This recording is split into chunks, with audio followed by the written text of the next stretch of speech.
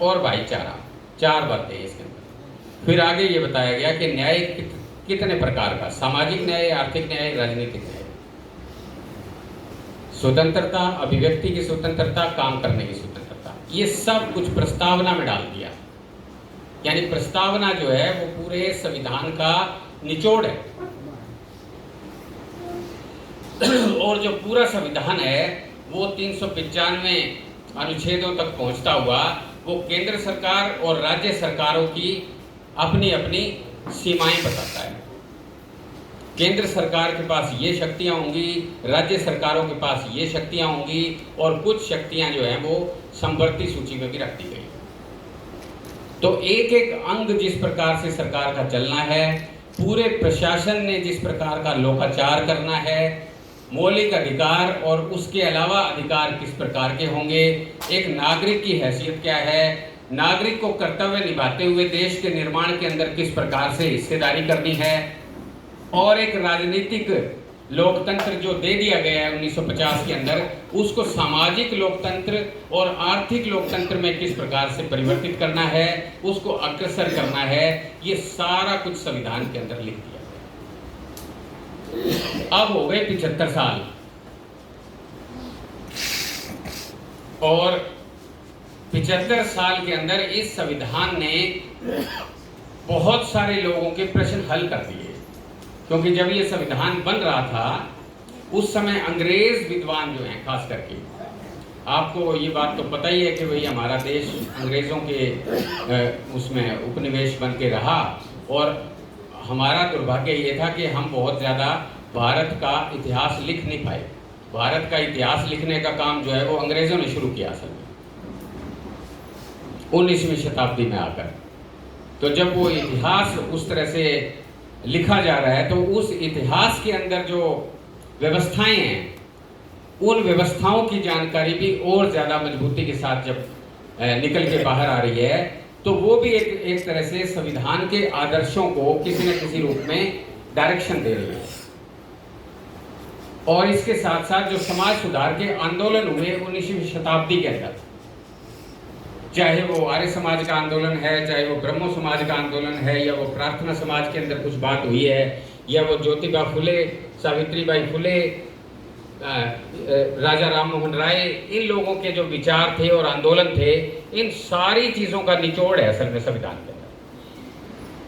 तो सारी चीज़ों के निचोड़ के माध्यम से एक चीज़ हमारे सामने आई, जिसने राज्य यानी सरकार और नागरिक यानी आम इंसान, इनके बीच में एक समझौता किया, एक एग्रीमेंट किया, एक करार किया कि भाई आपको इस प्रकार से रहना है।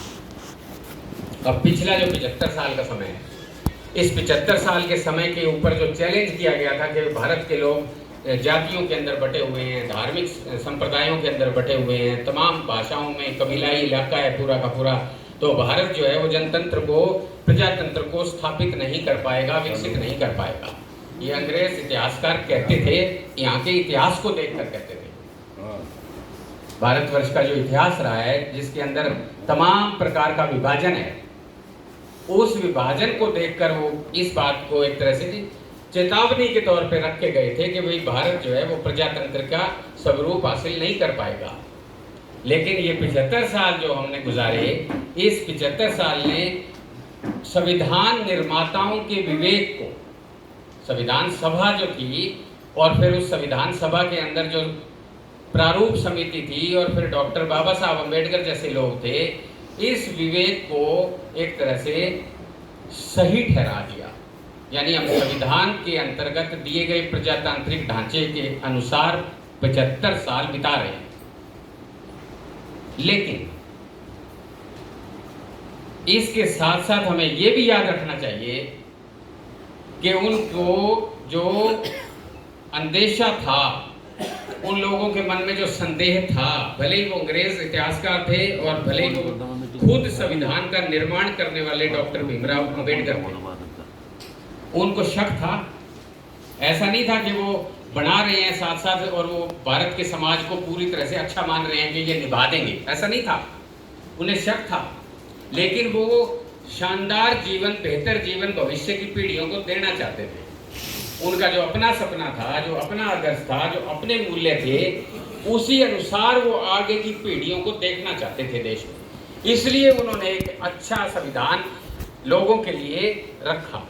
लेकिन डाउट जरूर था। वो खुद बाबा साहब ये बात कहते हैं कि मुझे शक है कि क्या भारत के लोग अपनी छोटी पहचानों से, संकीर्ण पहचानों से ऊपर उठकर राष्ट्र की पहचान को स्वीकार करेंगे। ये बात उन्हें शक था। क्या भारत एक वास्तव में राष्ट्र के रूप में उभर जाएगा? क्या लोग जाति की बात को छोड़कर भारतीय बन जाएंगे?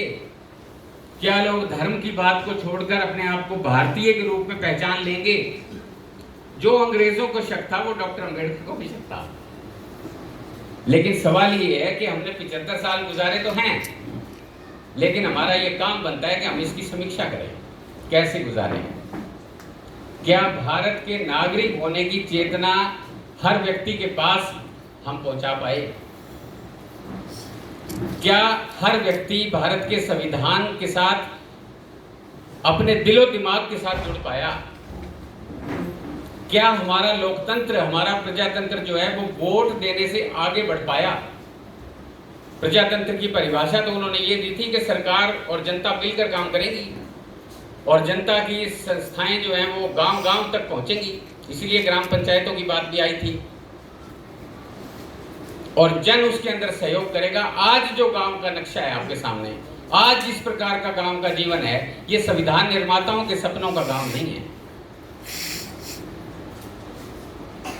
आज जिस तरह से अभी भी दलितों के ऊपर हमले होते हैं, अभी भी उनको अलग रखा जाता है, अभी भी वो घोड़ी पर चढ़कर नहीं जा सकते हैं, अभी भी वो साथ बैठकर जो है अपना जीवन आराम से, शांति से और एक स्वतंत्र एहसास के साथ, एक बराबर के मनुष्य के साथ करते हैं। अभी भी हमारी महिलाएं सुरक्षित नहीं है। आप देख लीजिए किस तरह की हालत है देश के अंदर। दोयम दर्जे का दर्जा है और वो जीवन है पूरा का पूरा, उसके अंदर क्या कुछ नहीं है। छः महीनों की बच्चियों के साथ क्या हो रहा है, इसमें कोई उम्र का भी मसला नहीं है। वो बूढ़ी महिलाओं के साथ भी ऐसी घटनाएं घट रही हैं। तो इसका मतलब क्या है कि हमने संविधान के साथ रिश्ता नहीं जोड़ा जो रिश्ता वो लोग चाहते थे। संविधान निर्माता जिस प्रकार का रिश्ता